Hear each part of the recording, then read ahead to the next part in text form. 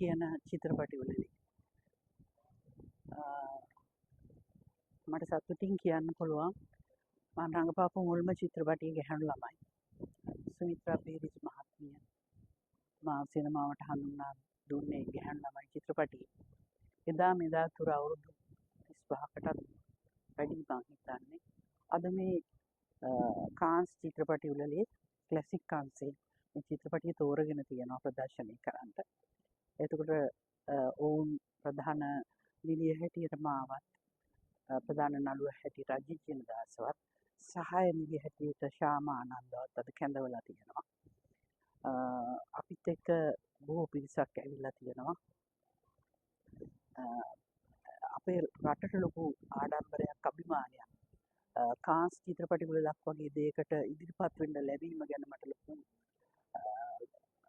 ගෞරවයක්.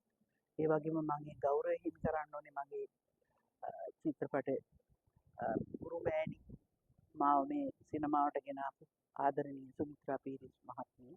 එතුමිය අපාතරේ නැති වුණත් ආචාර්ය ලෙසජේම්ස් පීරිස් මැතිතුමා ඔහුගේ ආදරණීය බිරිඳ ඒ දෙපළම අද උතන නැති වුණත් ඔවුන් ජීවමානව අපිත් එක්ක ඉන්නවා. ඔවුන්ගේ ආශිර්වාදය තමයි අපිට මේ ඇවිල්ලා තියෙන්නේ. සදාට මේ ආශිර්වාදය අපිට